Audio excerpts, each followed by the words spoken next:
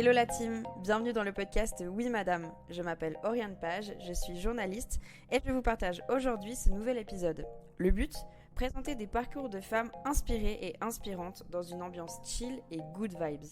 Vie professionnelle, vie sociale, famille, couple, amour, santé, spiritualité ou encore développement personnel. Bref, tous les thèmes sont abordés. Alors c'est parti ? Oui Madame.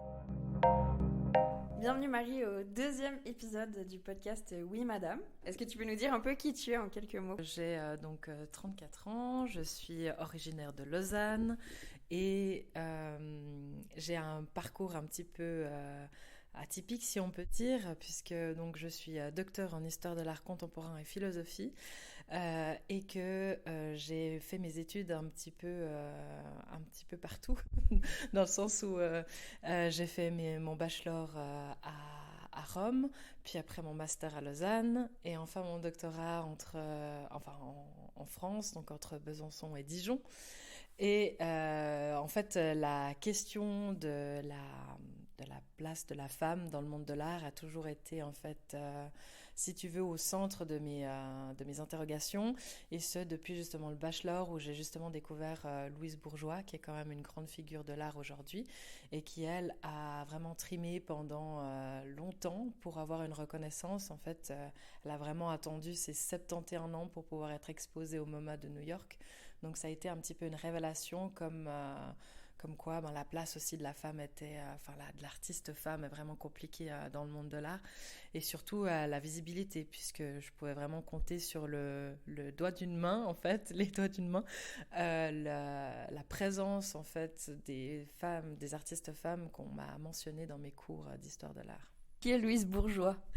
Donc Louise Bourgeois est une artiste d'origine française qui est née à Paris en 1911 et qui en fait a déjà été baignée dans l'art quand elle était petite, puisque ses parents étaient restaurateurs de tapisserie, et donc elle a travaillé dans leur atelier déjà depuis enfant. Elle s'est pas dirigée en fait dans des études d'art. Elle a plutôt commencé en sciences, en mathématiques. Et puis après, elle s'est rendue compte que c'était vraiment aussi nécessaire de se diriger dans cette voie artistique. Donc elle a suivi des cours, notamment chez Fernand Léger, qui est un autre artiste qui est connu de la scène artistique. Et après ça, elle a rencontré aussi son futur mari, Robert Goldwater, qui était un historien de l'art américain. Et c'est avec cette rencontre qui sont mariés, qui ensuite sont allés vivre à New York. Et c'est là qu'elle a essayé finalement de se faire un nom. Elle était très amie avec Juan Miro, notamment. Et puis, elle touche à tout type de médium, si l'on veut. Mais son principal, je dirais, médium, c'est quand même la sculpture. Elle est très connue, en fait, pour ses sculptures maman, qui sont un petit peu réparties dans le monde, puisqu'il y en a, ce sont en fait des araignées, des grandes araignées, même des géantes araignées, qui se trouvent en dehors des musées en général. Et puis, donc, il y en a une à Ottawa, une à Bilbao et une à Roppongi Hill à Tokyo. Et donc, ces araignées, c'est une figure, en fait, qui lui rappelle la figure maternelle, qui, sa mère était, si je le rappelle bien, restauratrice de tapisserie, donc qui tissait finalement beaucoup. Donc, pour elle, c'est plutôt une figure positive, même si elle paraît, en fait, effrayante aux yeux du public, hein, c'est possible. Mais je pense que c'est aussi intéressant au niveau de l'œuvre d'art, puisque c'est finalement localiser une œuvre en dehors du musée en tant que tel, et plutôt dans les parcs, etc. Et donc les mettre, si tu veux, à disposition aussi du public, c'est-à-dire vraiment accessible. Et ça, je pense que c'était une question aussi importante, je pense, pour elle. T'en penses quoi de l'accessibilité de l'art ?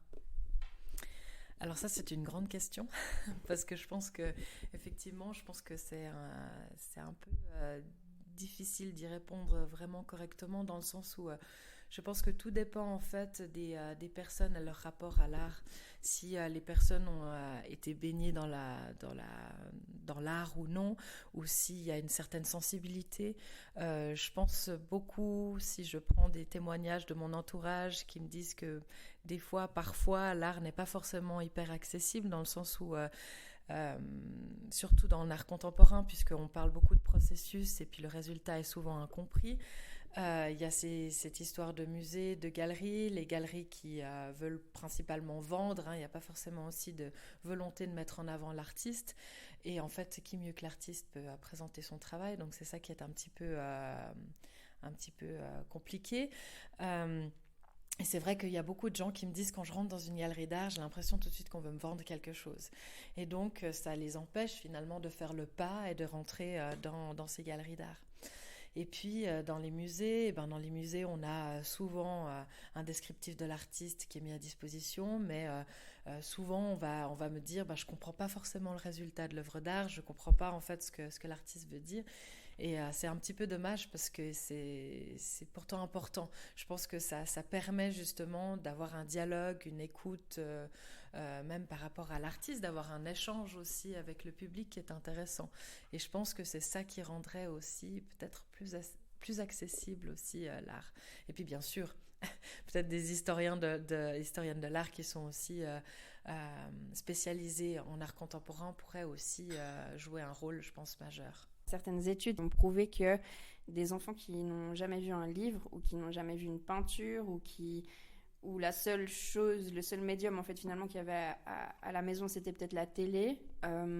Est-ce que tu penses que le fait justement que ces enfants, est-ce que eux ils ont une chance en fait d'être sensibles à l'art, peut-être de devenir même artistes, ou est-ce que à quelque part ces gens ils sont en guillemets condamnés et c'est des gens qui n'iront pas dans des musées, qui n'auront pas le réflexe de s'intéresser à l'art de manière générale en fait? Non, ça je pense pas. Je pense que ça peut venir aussi avec le temps, hein. C'est vraiment un intérêt aussi personnel. Et puis comme je dis, par rapport aux artistes, je pense que le métier d'artiste c'est une vocation avant tout. Donc je pense que là, c'est pas forcément que si on est baigné vraiment dans l'art ou pas, c'est dès les premiers instants, parce qu'il y en a qui ont la révélation ou la vocation artistique qui viennent aussi plus tardivement. Donc après, c'est vraiment tout en chacun, et je pense que c'est aussi les expériences de vie qui font que. Et puis bien sûr, il y a ce besoin aussi d'expression. Donc pour les artistes, c'est vraiment ce besoin de s'exprimer en fait qui est là, et surtout d'exprimer des événements vécus. Parfois, ça passe aussi par la douleur.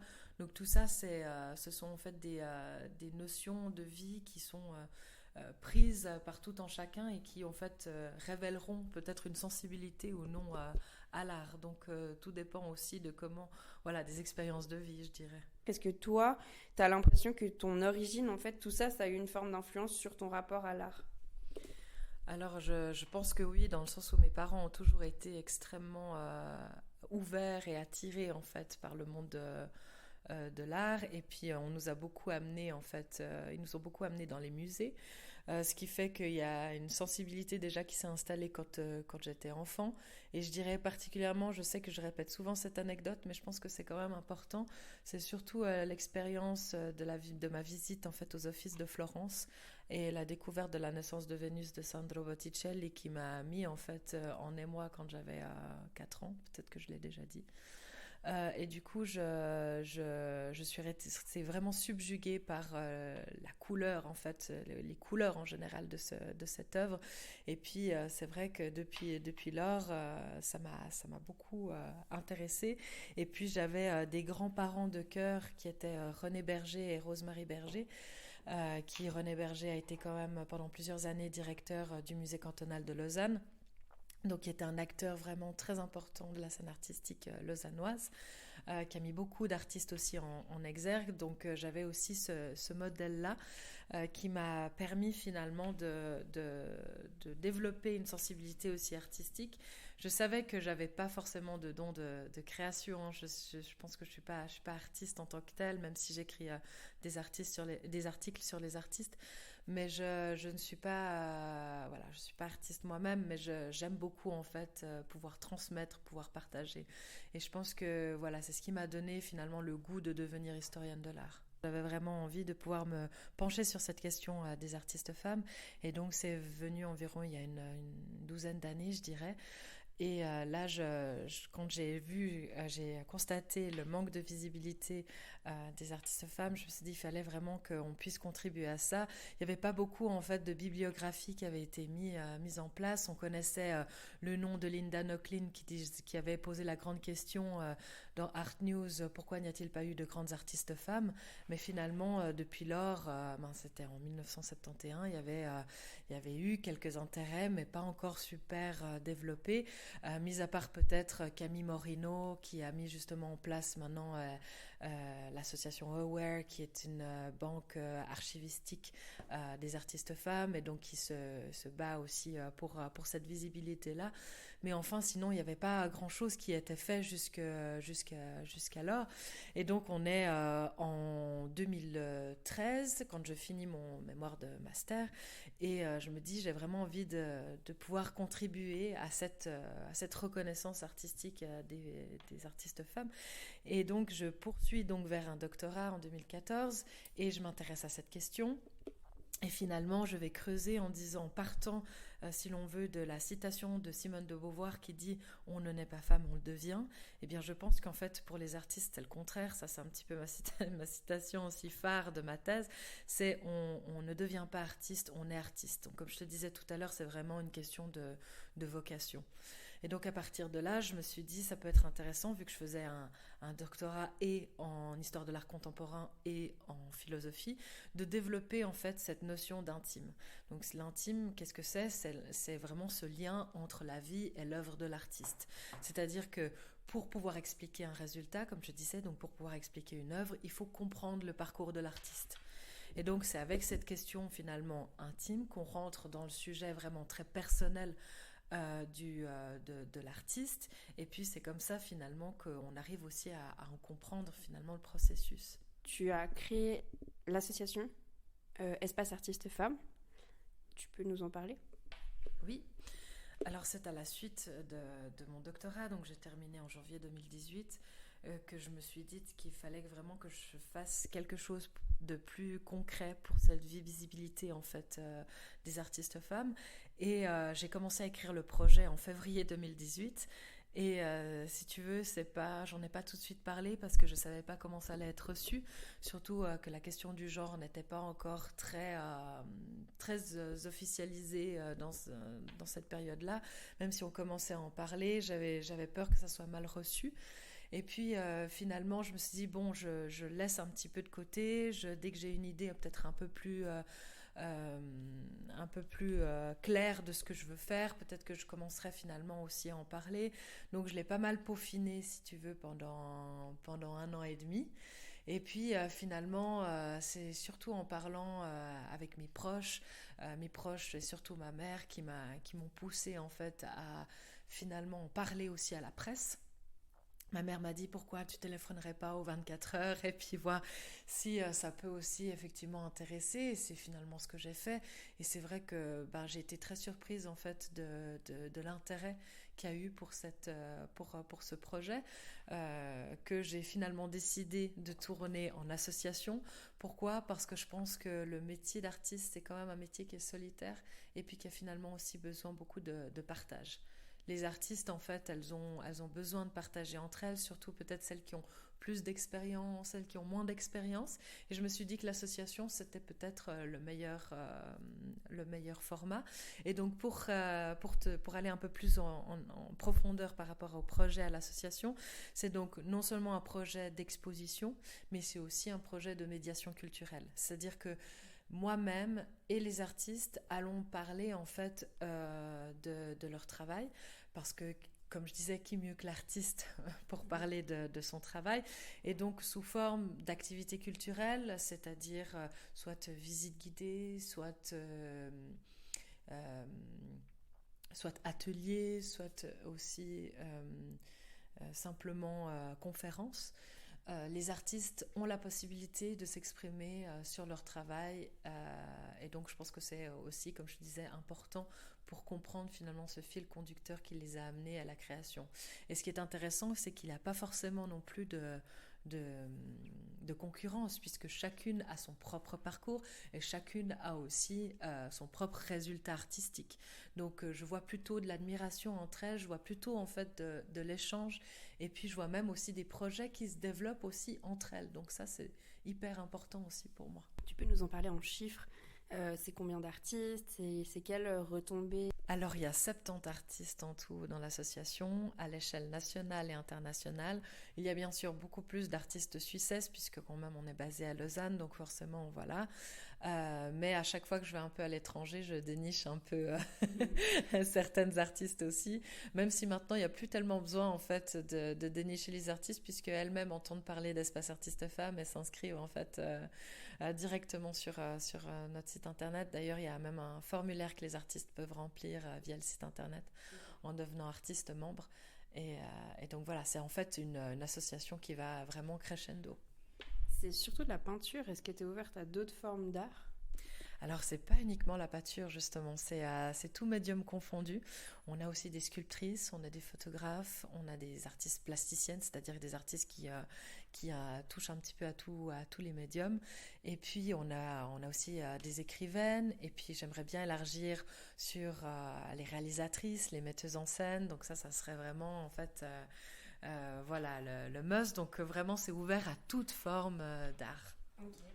Un peu le mot de la fin, est-ce que tu peux nous dire un peu quels sont tes rêves ou tes ambitions, de manière générale, que ce soit personnelle, professionnelle, enfin, tu seras où dans 5 ans? Franchement, on te retrouve où, Marie?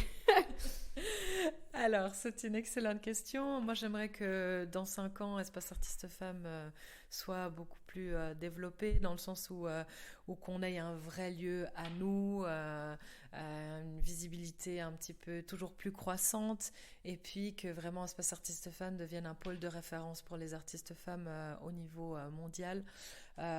Peut-être, pourquoi pas, comme c'est une marque enregistrée et déposée, pourquoi pas ouvrir des succursales aussi dans le monde. Ça serait vraiment intéressant. On a toujours ce concept d'exposition itinérante, donc on fait des expositions aussi ailleurs aussi dans le monde, donc c'est déjà une ouverture, mais pourquoi pas, voilà, une fois que nous on est vraiment bien implanté ici, pourquoi pas en fait que ça soit dispatché un peu dans le monde. Et puis bien sûr dans 5 ans, qui sait au niveau personnel où j'en serai, mais je me vois déjà bien maman, donc on verra après par la suite comment ça se passe ces prochains temps. En tout cas, c'est tout ce qu'on te souhaite. Merci beaucoup, Marie, c'est vraiment cool. Donc du coup, ce sera le 2e épisode de Oui Madame. On se réjouit de le partager. On espère vraiment que Espace Artistes Femmes va pouvoir devenir vraiment un grand réseau ici qui, comme tu l'as dit, contribue à la visibilité et à l'échange et au partage entre femmes et entre tous en fait. Et on te souhaite tout le meilleur, Marie. Merci d'être venue. Merci Oriane pour ton invitation, c'est vraiment super, je suis ravie. Yes, on se réjouit, puis peut-être alors à bientôt pour un prochain épisode avec plein de nouveautés. Oui, avec grand plaisir. Trop bien, merci Marie, ciao ciao. Ciao ciao. C'était l'épisode de Oui Madame, produit par Oriane Page. Si vous l'avez aimé, je vous propose de le partager autour de vous. Je vous dis à très vite et me réjouis de vous retrouver. Prenez soin de vous.